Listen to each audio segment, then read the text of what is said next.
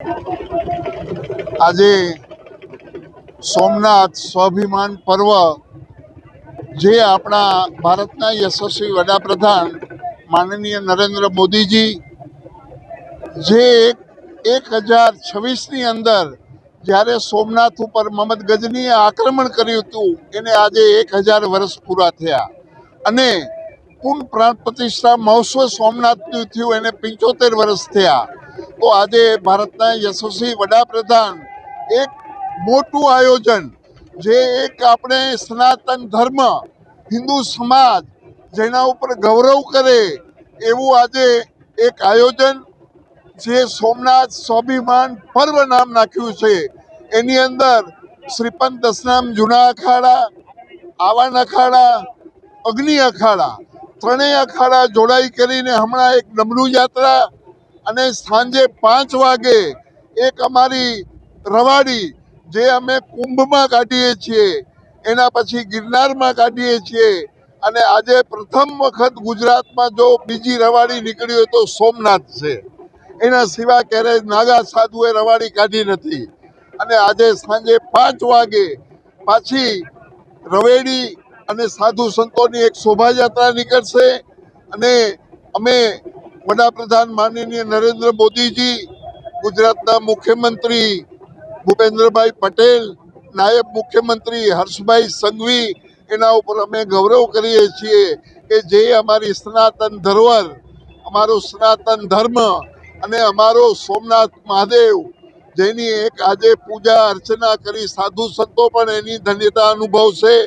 તો ભારત વર્ષ વિશ્વની અંદર આગળ વધે એવી આજે સોમનાથ પાસે બધા સાધુઓ પ્રાર્થના કરશે.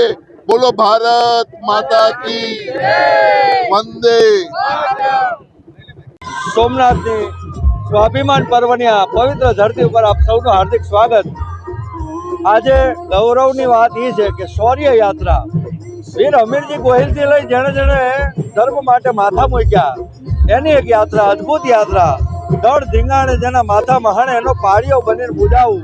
ઘડવૈયા મારે ઠાકોરજી નથી થવું અને જગતના નાથને, જગતના બાપને જેથી જરૂર પડી હતી તેથી લીલા માથાના બલિદાન જેને આપ્યા હતા એવા શૂરવીરોની શૌર્ય યાત્રા જેને કહી શકાય એવી શૌર્ય યાત્રામાં સોમનાથ મહાદેવ ભોળિયા કરું તમારી સેવ, જટામાં વસે માત ગંગેવ અને પતિતને પાવન કરતી પાર્વતીના પતિ ખોળામાં રમે ગુણનો પતિ જાપનિત જપે જતી અને સતી તારી આરતી રોજ ઉતરતી એવી હજાર વર્ષના વાણા વાઈ ગયા અને જેની આરતી ઉત્તરોત્તર જેમ સૂરજ ઉગે અને ઉતરતી હોય, સૂરજ આથમે તોય ઉતરતી હોય, જેની દિવ્ય ચેતના, દિવ્ય જ્યોતિ, પહેલું જ્યોતિર્લિંગ ગુજરાતની ખમીર બનતી જનતા, ગુજરાતની આ અવસરને ઉત્સવમાં ફેરવવાવાળી એક ઉત્સાહની વાત.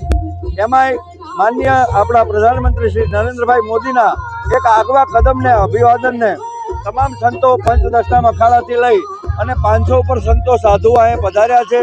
તમામ આજે શંખનાદ કરવાના છે, તમામ આજે રેવાડી કાઢવાના છે અને એ યાત્રામાં, શૌર્ય યાત્રામાં આપ સૌને જોડાવા, આનંદ લેવા અને શિવના આશીર્વાદ લેવા આહવાન. જય માતાજી, જય સોમનાથ. डॉक्टर सन्यासी भरद्वाज नंदगिरी जी महाराज, श्री पंचदशनाम जूना अखाड़ा सेक्रेटरी श्रीमान।